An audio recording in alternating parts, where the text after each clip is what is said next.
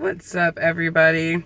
So, I posted a post on LinkedIn today, and a lot of people are like, oh, you're heartless. You don't care about what's happening in Ukraine. And it's like, how could you not care about people who are dying? Okay. How could you not care about people who are in the middle of war?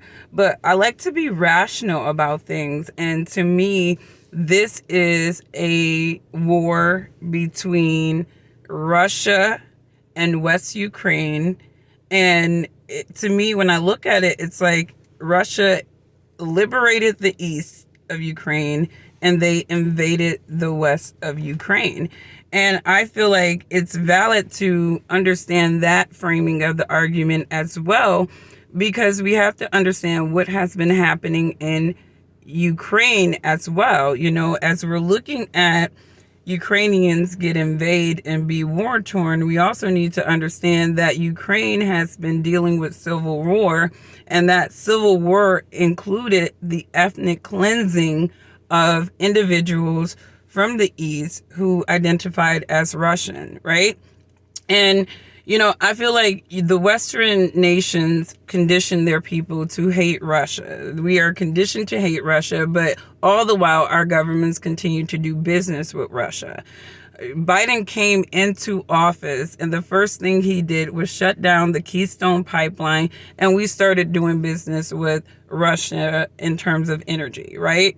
So a lot of this to me is just kind of confusing, and it's hard to pick a side, and I don't think it's necessary to pick a side in a situation where people are dying and diplomacy was not executed appropriately. And when I look at, you know, what's happening in Ukraine, I'm like, okay, I feel bad for Zelensky. I think that he might have played some cards that he wasn't prepared to play as a comedian going into politics. But, you know, he's doing the noble thing, standing with his people. You know what I mean? I think it's awesome that he decided to stay there and fight instead of taking the less noble route and taking that ride from the Western countries. Don't stay there and fight with your people. Just here, we'll get you out of there and leave your people to Putin, right? So, you know, I just think that there's a lot of things that's going on in this conversation. I think the media is doing a great job at over exaggerating. I think creating narratives that kind of gets into the emotions of people.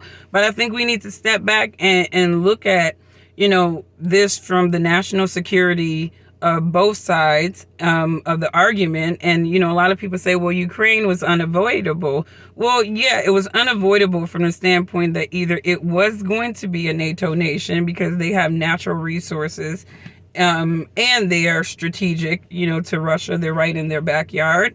Or Russia was going to do what they're doing now. One of the countries was going to do what they're doing now in terms of figuring out how to have a positioning in Ukraine.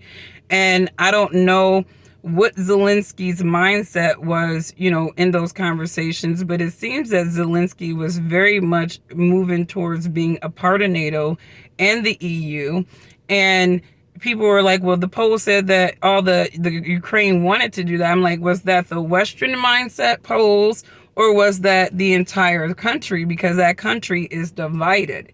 So I want you guys to kind of think about these things broader. I think what's happening in Ukraine is awful.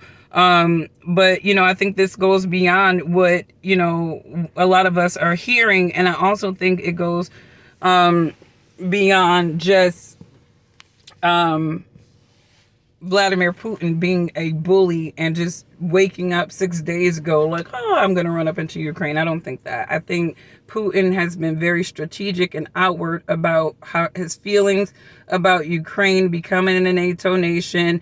It was a threat to his national security. He saw how Zelensky was playing with the Western nations, and he just decided to make a move. It's not right.